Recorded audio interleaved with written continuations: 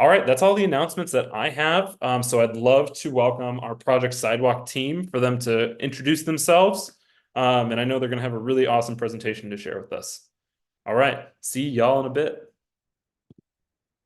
Great, thanks, Sean. Appreciate the opportunity to present for Shy Hack Night. My name is Yochai Eisenberg, and I'm an assistant professor in the Department of Disability and Human Development at the University of Illinois at Chicago. And I'm joined by Mackenzie Hayes, who is a research assistant with our group at UIC. And then Mikey Sogstad, who's at the University of Washington, and Sammy Marks, who's in the 40th Ward. And I would say Sammy and Mikey are probably the most ready to take questions related to actual software development. Especially Mikey is the lead engineer for Project Sidewalk, and can help in terms of answering questions later on, and will be staying on afterwards for the time at 8 o'clock to talk more through Project Sidewalk and any detailed questions as well. Great. All right. So we're going to talk today about our project to map, analyze, and visualize sidewalk accessibility for inclusive cities. And I'm going to almost forgot to share my screen, so I will do that. And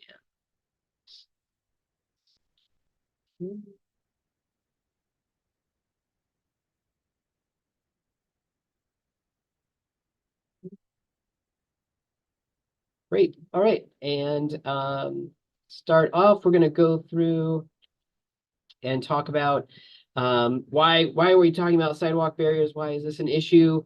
The imperative for data that we find ourselves in. How Project Sidewalk works. So we'll dive into what it is and how it works, how it's been used in Chicago area and around the world. And then deep dive into a case study about the 40th Ward here in the city of Chicago, and then talk through ideas of how you can get involved.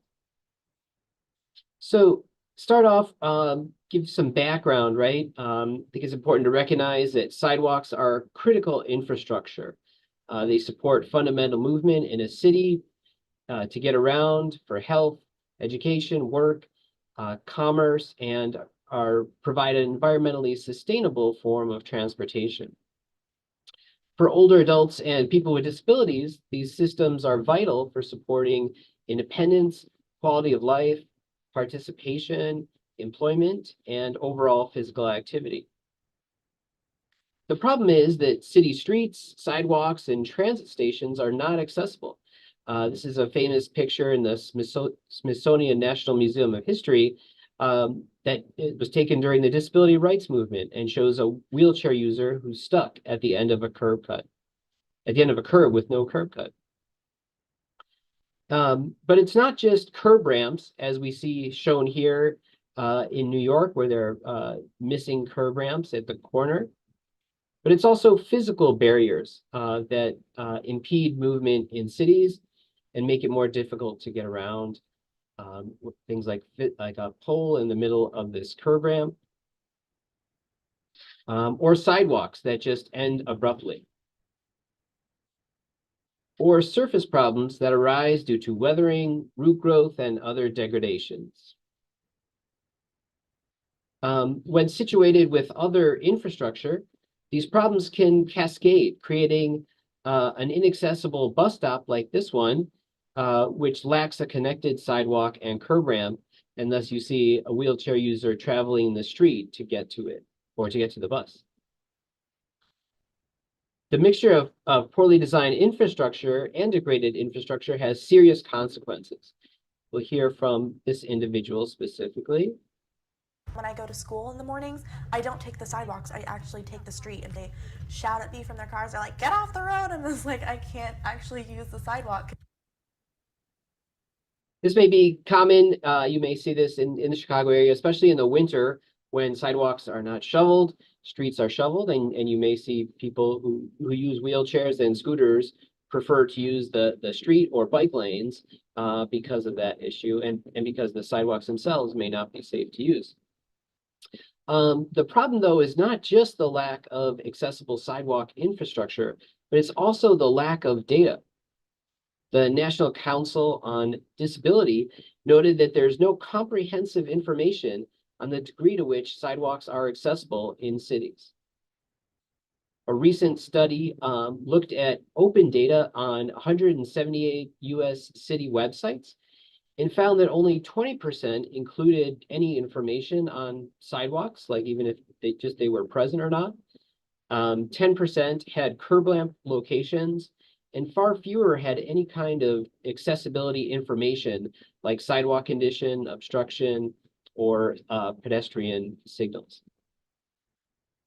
Our work as well has looked at what are called ADA transition plans, which are essentially plans to remove these sidewalk barriers, which are required under the Americans with Disabilities Index. And we studied 401 local governments, a random sample around the US, and found that only 13% had a plan, and that only 7 of those plans met minimum requirements.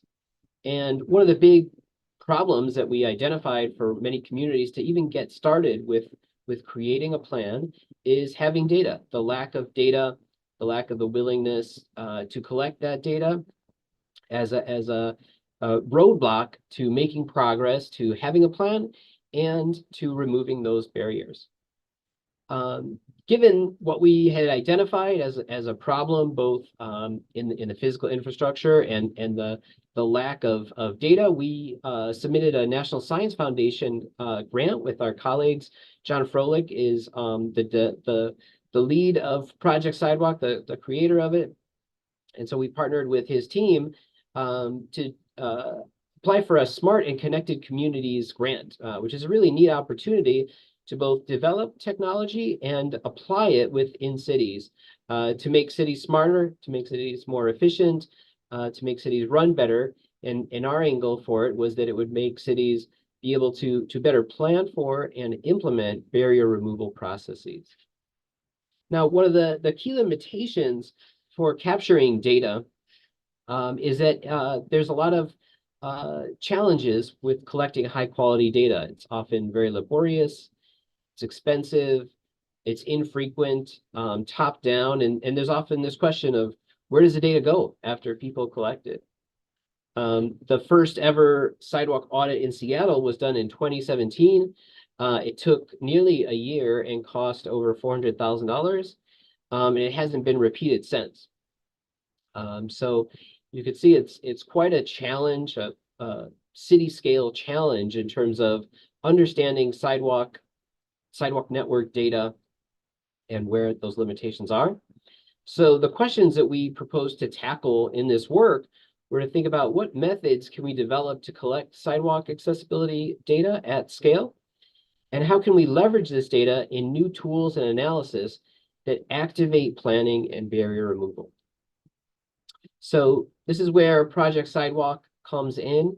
It's a tool that's emerged and evolved over the last decade. And this is what we're going to spend most of our time talking to you about.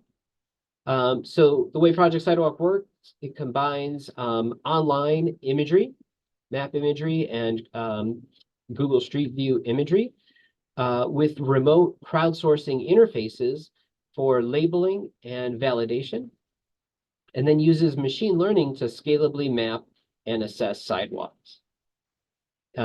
With the aims of using this to improve urban planning, build new interactive tools and urban analytics, and improve government transparency. We'll explain a little bit more about that. So how do we use Project Sidewalk? There's 2 data collection missions. The Project Sidewalk is built like a video game. And so one of the missions is to find, label, and assess sidewalks and their conditions in terms of accessibility. And then the second mission is a validating mission where you're validating and correcting labels that other people have placed. And I'll go through and explain each of these. So to begin with, when you go onto the website, and you guys could start going on, of course, it's projectsidewalk.org. We give users an interactive tutorial about how to use the tool, what accessibility features and barriers look like. and how to place them onto the Google Street View image. After they've completed the tutorial, they're sent on their first mission. This is an example of what the mission screen looks like. And you can see that we set people up with very short missions, right? 250 feet that are achievable in a short amount of time. Here's a video of a labeling mission. You could see that the user is moving the Google Street View around and placing a surface problem, and then no sidewalk labels. This is not sped up. This is actually, I think, John doing the labeling. You can become quite fast at this, right? As you go through it and are able to do it more and more quickly.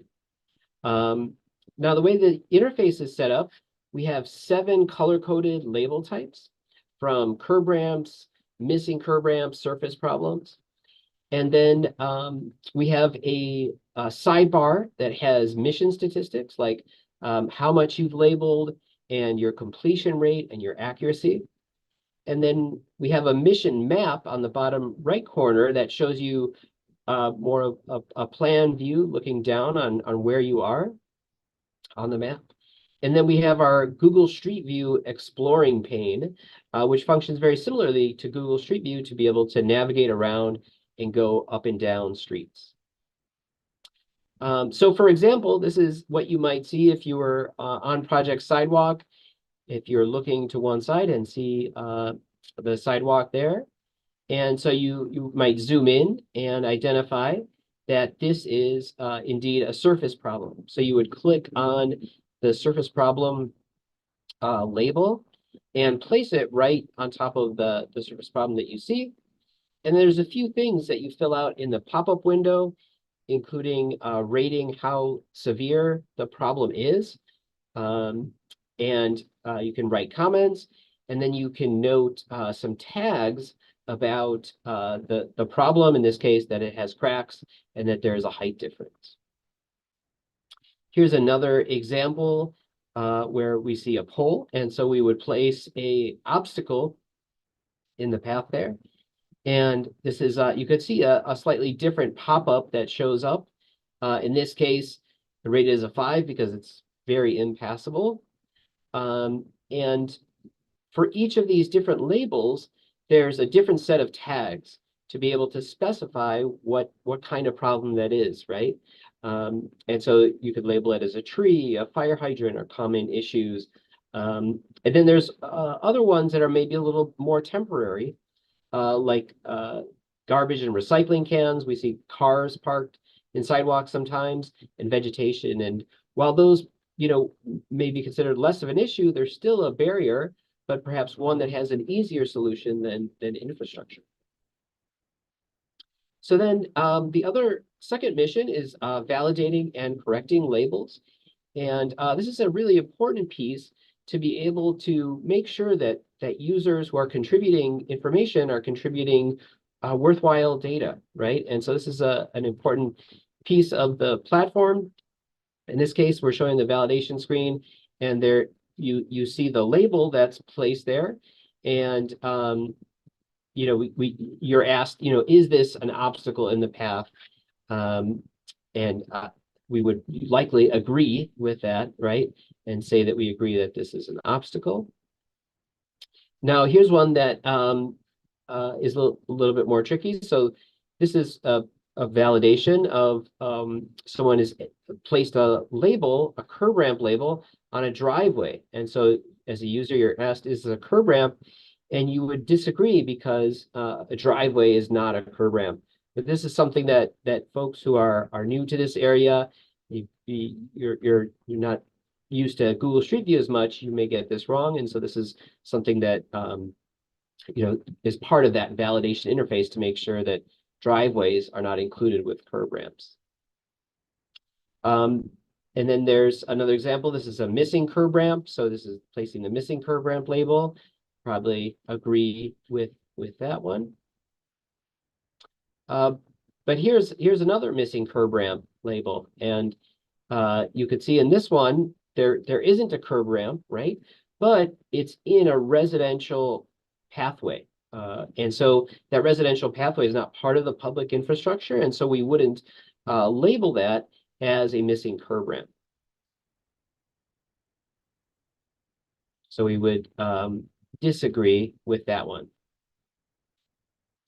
Here's an example of a surface problem. You see a really strong uplift of the sidewalk there. So you'd agree with that one, right? So some are more straightforward, some are less. In this case, here's an example.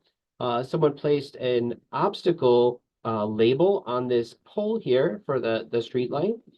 And while poles can be obstacles, in this case, seems like there's a good amount of room to get around between that garbage can and pole that's in this image.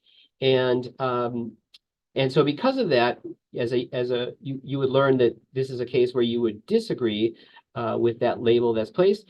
In other cases, though, you could see how, maybe if they were closer together, the type of angle that someone was looking at, it may be a little bit more difficult to tell how much room is there and available to pass through that.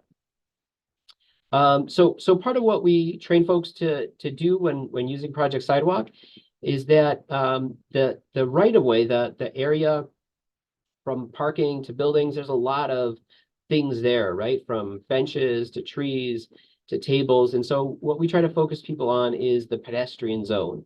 So just to focus on this area when going through and doing our labeling.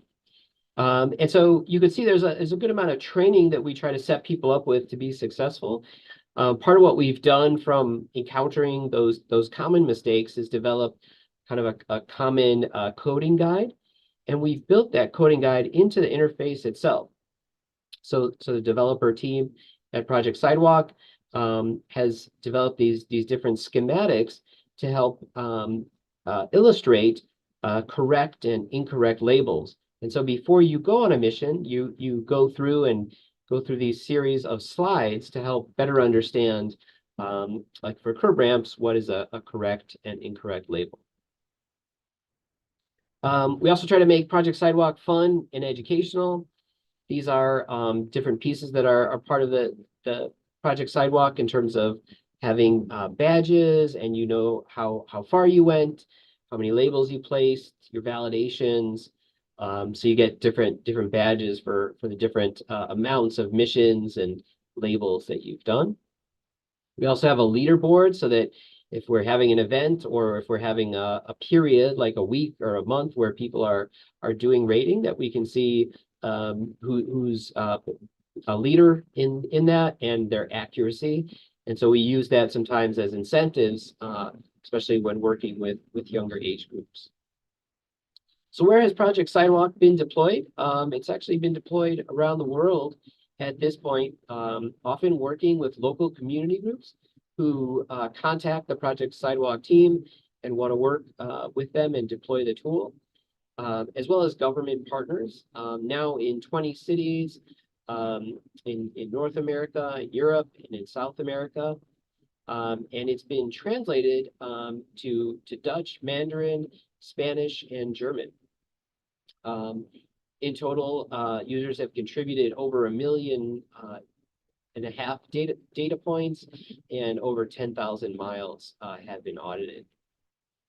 These are a variety of partners who, as you can see, are kind of from across the world. Some of the ones from the Chicago area that you may recognize. We have the Metropolitan Mayor's Caucus, Metropolitan Planning Council, Chicago Metropolitan Agency for Planning, and then several centers for independent living, including Access Living, which is the Center for Independent Living in the city of Chicago, all who've been very supportive of our work and have been part of our advisory board to help steer the direction of this project. Through that advising, one of the insights that we got from the board was to think about examining around transit stations. And we focused in on choosing transit stations that were going to get funding to become more accessible. So the transit station was going to be accessible. Part of the question we wanted to understand was, is the area around the transit station accessible so that people with disabilities, older adults, can travel to those accessible stations using the sidewalk infrastructure? So we did examination of a quarter mile around several of these stations that were receiving upgrades. And we developed a story map to help share that the results out. And I'll try to put a link for that in the follow-up. But part of the message there, part of the results was that a lot of the infrastructure is good, but there are still a good amount of barriers that need to be dealt with. Some are temporary, some are more permanent, that would make it more difficult and unsafe for people to use these accessible transit stations to get to and from these accessible transit stations. And then wanted to share that all of the data and tools are open source, and that's done, of course, so that others can build on this work. You can see here there's the GitHub page and an API part of the website so that you can access all the different parts of it. And these efforts are making a difference. They're helping to transform policy, helping to inform urban design, and create more equitable transit networks. One example is in Newburgh, Oregon, where a set of community advocates were interested in knowing how accessible their community was and improving that accessibility. And the local government was receptive. And so this involved 230 users who completed over 116 miles of streets and placed over 17,000 labels. And so you could see the map of that in this image here. And some of the different coded categories of what you see. And this resulted in the city creating a sidewalk renovation programming and authorizing several, I think $50,000 for some immediate sidewalk repair and then ongoing fund for sidewalk repair in that city. Another example is in Oradell, New Jersey, where a partnership emerged with the National Multiple Sclerosis Society, the Hackensack Meridian School of Medicine, and a local Girl Scout troop. And this was a great community engagement project that had all the right pieces, really, in terms of community engagement and a receptive city. And so this included opportunities for youth to present to the board, included several events that were called mapathons to collect the data, and then the opportunity to analyze the data, right? There's a lot of data that can be analyzed in lots of different ways, and these are great learning opportunities.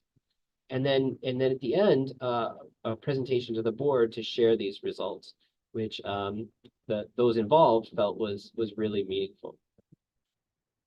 There's also been work in Mexico that's made some great strides in working with the local government and a nonprofit organization there. And that resulted in a Spanish language version of the Project Sidewalk tool, including training materials, and there's a lot of collaboration there as well with local schools. Because the data is all image-based, we're able to look at this and understand more about the different kinds of problems. And you can see in these examples, these curb ramps might look very different than the curb ramps we see in the Chicago area, right? In terms of what you might see in Mexico. And so through this kind of qualitative work, we can understand and explore patterns in sidewalk accessibility. The link there is to the Sidewalk Gallery, which is something that's, if you're on the Project Sidewalk tool, you can go to, and you're able to filter, and you're able to hone in on tags, and through that, really able to visualize and make this data come to life. So quickly, I'm going to go through where the data comes in here, and I'm going to actually, yeah, and then I'll make sure to wrap up in just 2 minutes here. We're doing some work essentially to improve our data and efficiency, and essentially part of what we're doing there is working to do some AI to human data collection, so that The AI models can help identify certain objects, and then we can have human, right, crowd workers come in to be able to correct those labels. So it's a different workflow that we're working with, and one of the examples of there is by doing this with bus stop features, and you can see some of the images here. I have a video, but in the interest of time to get to our Ward 40 case study, I'll skip over that. But these will be in the slides, and you could see, we can share this paper so you could see the videos as well about this neat tool that we think could help automate and speed up some of this work. Crowd and Skipping ahead, thinking about some of our ongoing challenges have to do with how old Street View images are. This is all based on Street View, so this works in some cities. In others, the imagery may be too old. But what we're finding generally in a lot of the communities that do contact us is that a lot of the imagery is within the past 5 years, and that is still relevant imagery. And then in some cases, like in the Chicago area, a lot of the imagery is coming from 2021, 2022, so only a few years old as well. There's just some stats about the average age. Another big challenge is that, you know, especially in our area, we have multiple layers of government who own different parts of the road. This is a map showing different colors for different entities of a state, county, township, local entity, right, who all are responsible for roads.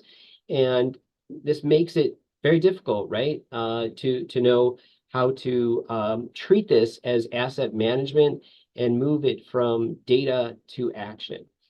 And so I think I'll stop there, and I'll jump into to hand it over to Sammy to help us think through a little bit more about that. We were lucky to be able to engage with the 40th Ward staff and their Safe Streets board.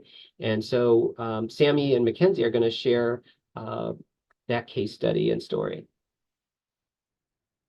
Thanks, Yoch. I appreciate the intro there.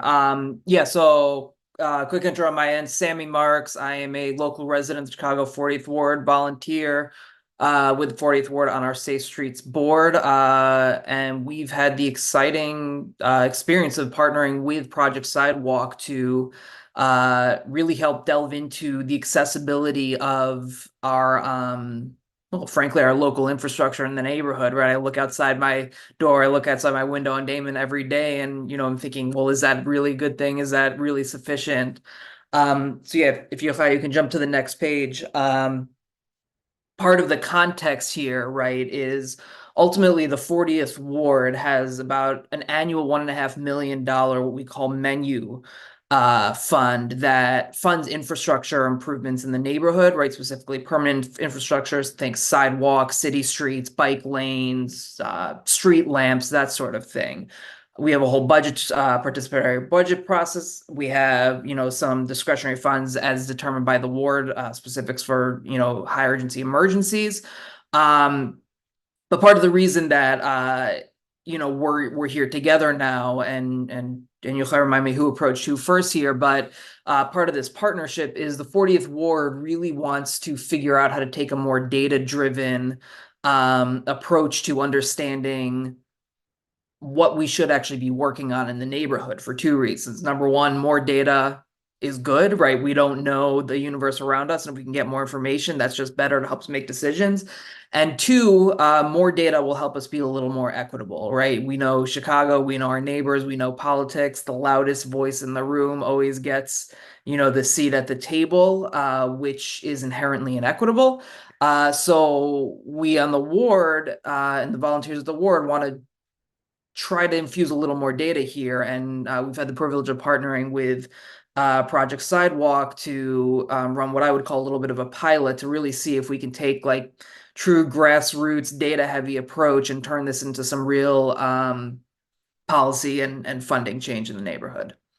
And Mackenzie, I will turn this over to you to go super deep into the data we collected and the process there. And of course, happy to answer any questions at the end. Yeah, great. So kind of what I had in mind when I was making these maps was how can the Project Sidewalk data be used for implementation?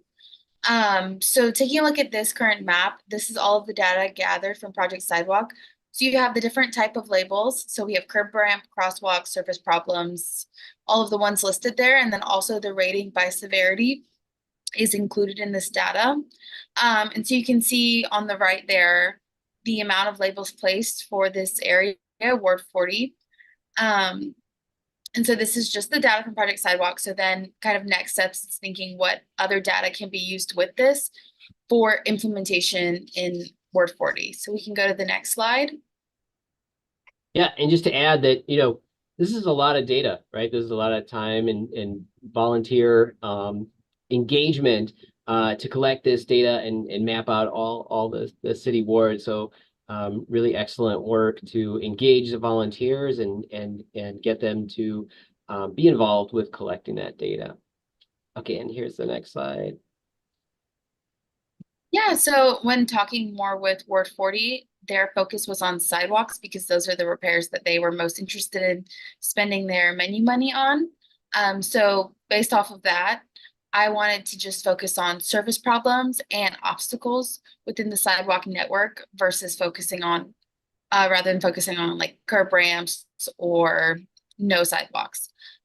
So on the left there, you can see the severe surface problems and then the severe obstacles.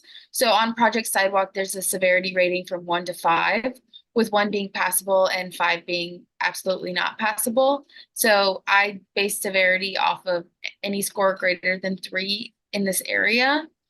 So it kind of just lets you focus on the problems that are the worst problems within this area. And so yeah, and so then kind of going to the next slide. So these are some examples of the obstacles in Project Sidewalk. So this is surface problems. So this is kind of what it looks like.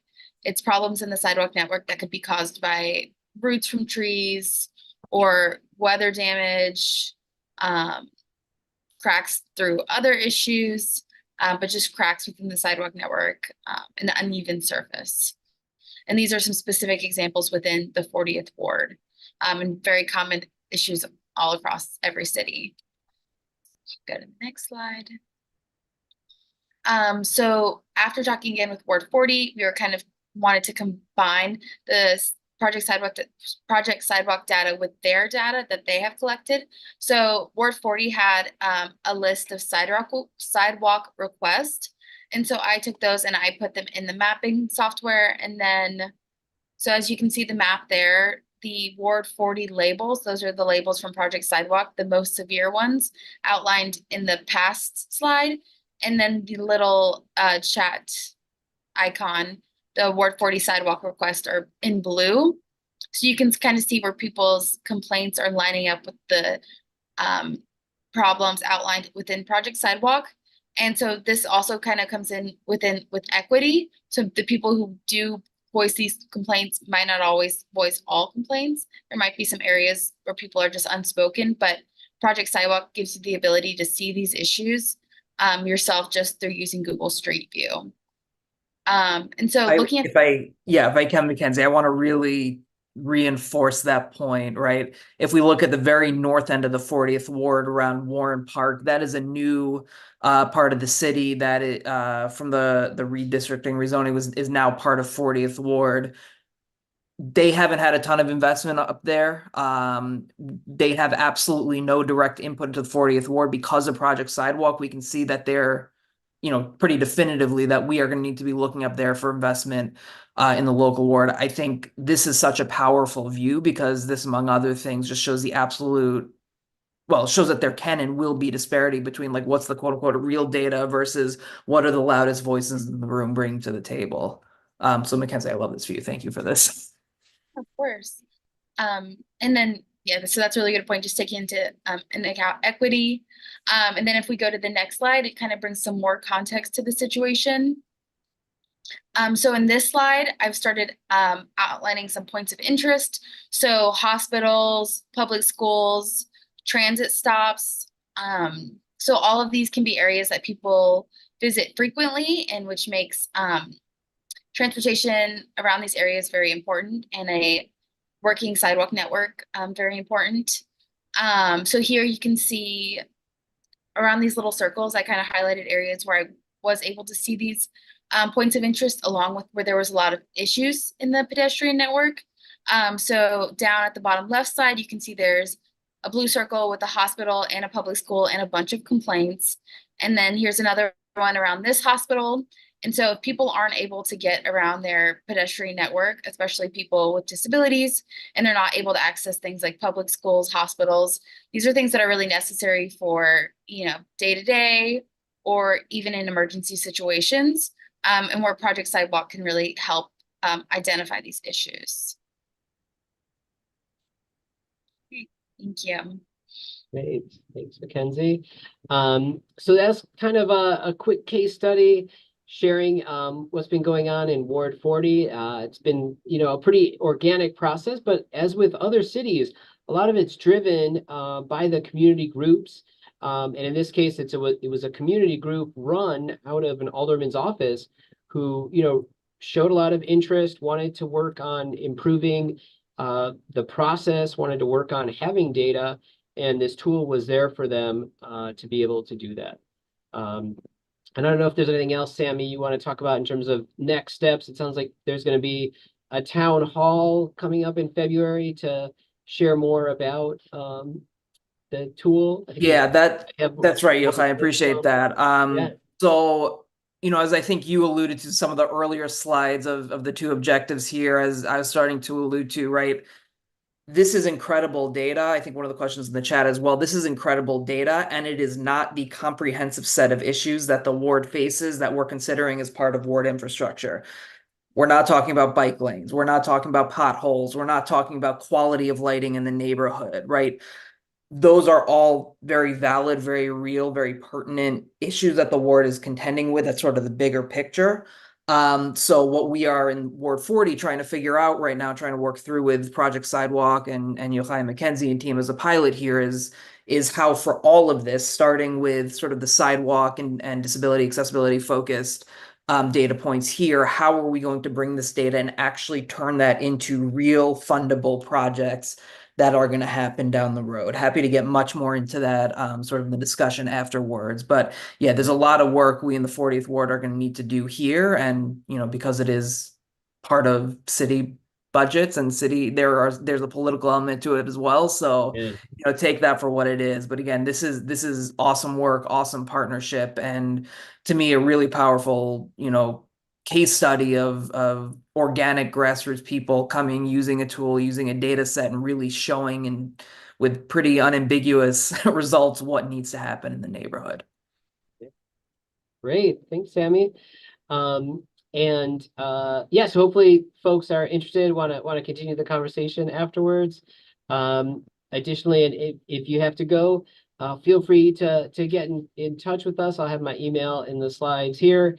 But we're definitely interested in opening up new areas, wards, or other kinds of geographies where we do have these elements of an engaged group, folks who want to get together, use this data, and ideally, an alderman or someone in the leadership role who wants to listen and wants to use that data.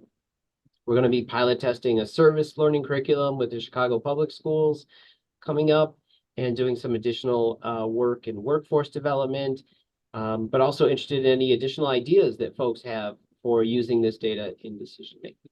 So I'll stop there. I know we ran a little bit late, but want to make sure we have some time.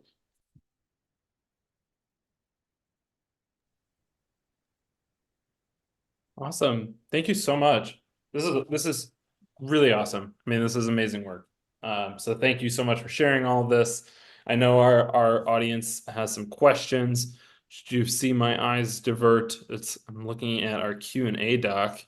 So if y'all are ready, I'll just kind of get some questions going. Our first one was, have you tried making missions specific to certain types of problems versus missions where you label everything? So we have talked about that, and that's one of the ways that we've actually been practicing training new users as a way to kind of get comfortable with the tool and learn about how to go through and collect the data, because it can be challenging to think about all the different types of problems, right? You have to look at the sidewalk, the street light, the crosswalk. So as a starting point, we've found that that's a really useful teaching tool. I'm not sure that we thought about that for, implementation parts. I don't know if Mikey has any additional thoughts with Yeah, that. we've started working on some of the implementation to make that possible. Without having to, rewrite a ton of things, just sort of some other things in the back end to make it so that we can take in that amount of data and not mess with other stuff. So we're on our way to that, hopefully sometime soon. One of the things that's helping that too is if you look in the tools section on the website, Mikey recently added a really cool route builder that lets you sketch out a route. Like, let's say you wanted to look at a route from your house to the transit stop, and then be able to audit just on that route and collect data for that route. Awesome. Yeah, thank you. All right, next question. Are there plans to extend this to other types of infrastructure that show up in Google Street View, bike lanes, residential street degradation, things of the like? Yeah, great question. I think it's been in the GitHub suggestions for a while now, right, Mikey? It's something that is a little funding dependent. We have some interest from NSF for that particular type of expansion, especially as it relates to kind of using machine learning and AI for integrating that. But nothing started yet, I don't think, unless Mikey. We have like, some like pilots where we were working on like bus stop specific infrastructure, like seating, shelter, lighting and stuff at bus stops. That's not sort of integrated into our tools yet. And I think funding might have sort of dried up for that sort of stuff, but we're sort of like, pushing forward on, like 12 different things at once. And that's one of them. I don't know how soon that'll be incorporated, but that's definitely something we're thinking about, especially when it comes to like transit stops. And if I can jump in, right, that is such an important question. That was a question I asked Yochai and Mackenzie the first time Yeah. I met them, right? I had actually come into this conversation product and project because I had built a application for the 40th ward to get a much broader set of data points for the ward, right as Project Sidewalk was going on, right? So there is definitely appetite for the bigger picture. The ward certainly has appetite for the bigger picture. So there is certainly opportunity here. I have no idea what or when or in what way or how it looks, but there's certainly opportunity to, whether it's within Project Sidewalk, whether it's at the ward level, whether it's the city level, to figure out like how do we talk about the big picture of what does the ward need in terms of, capital I public infrastructure. Yeah. All right, another question. Is the focus on wheelchair impairment with regard to sidewalks as opposed to other impairments such as blindness? Great question. Yeah, we get that question a lot. There are a lot of elements that focus on wheelchair users or people with mobility limitations.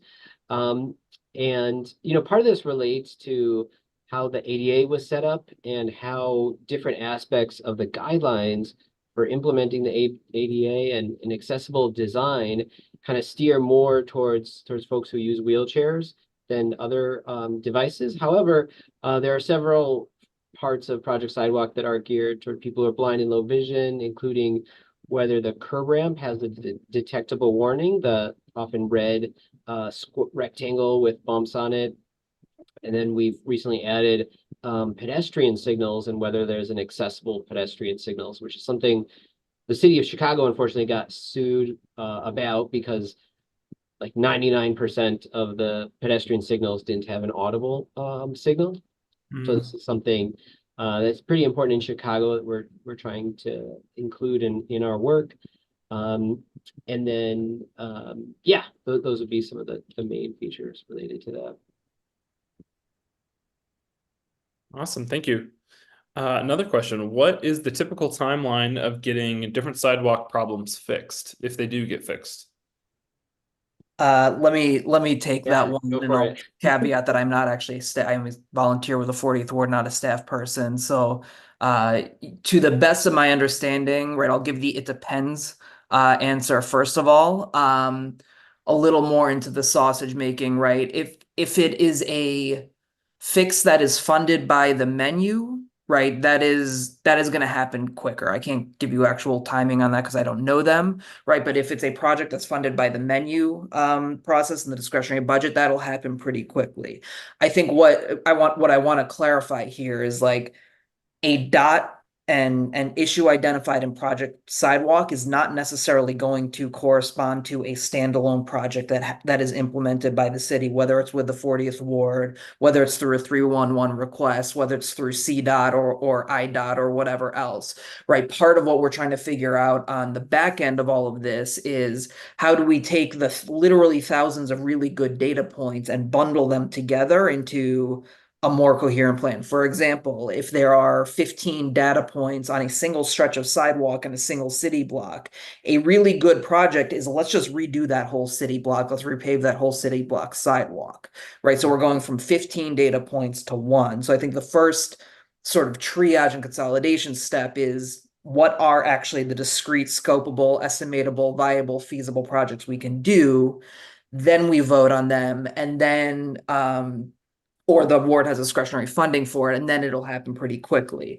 The exception to that, of course, being anything under the jurisdiction of IDOT or CDOT, anything that really is part of a broader city, whether it's a city plan, like for example, Damon has been part of a city plan for a long time. So any sidewalk thing on Damon, we can't really touch because that's like part of a big picture that's been in process for years. So there's like lots of politics and lots of it depends here. But once the request comes in, things can move pretty quickly. And I can get back to this group maybe via Slack channel or whatever with some more specific SLAs. Amazing. Yeah. Our Slack is a great place to just post stuff. People will respond for sure. Cool. I think I'm going to try to ask one more question and we'll see if maybe how quick y'all answer. Maybe we can get a second. But, so how is the machine learning model being iterated and improved on for predictive accuracy? And is this an ongoing process? Mikey, you'd be able to take this. Yeah. Also, Yokai, can you remind me, like, in what context did we talk about the machine learning model when you were presenting? It was partly just in relation to using all the data that Project Sidewalk has collected. Yeah. Okay, yeah. I think that we are not, I think the like machine learning is maybe not technically like incorporated fully into the website right now. We're sort of like trying, like 20 different models and messing with all of that right now offline. We have another research scientist, Minshu, who's working on that sort of full time right now, with a few interns as well. So I think like we ultimately do want something that's going to be able to improve over time and improve itself based off of, we have a lot of, validations from humans coming in to help, improve on the system over time. So I don't know exactly how we're going to do that necessarily. We're trying a bunch of different stuff out right now. But the goal is to make use of that and improve the model over time. Awesome. Yeah, and there's a few papers on the UW team's website, which is it Create Lab or what is it, Mikey? Makeability Lab? Yeah, Makeability Lab. Yeah. So there's a bunch of papers specifically on the use of the machine learning, and if you wanted to dig into some of the, performance of those. Yeah, awesome. Well, that's definitely all the time that we have for all of our questions. Thank you so much, everyone here for presenting. This is really impressive stuff. Yeah, I'm really excited to see where this goes. It's clearly going to keep growing in the future, so I'm really excited. Thanks for Anyway, the opportunity. the one thing I didn't tell you all about is the way I have to end this. So to send everyone off to the open hack portion, remember everyone who's listening on YouTube, please go to the post live stream Zoom, join our Slack channel. It'll be in there and I'll post it again in a second in the Slack channel. But so before we send everybody off, we have to say, go forth and hack. I'm going to say that. You can join me if you want, but all right. Anyway, Well, thank you everyone, and go forth and hack. Have a good night.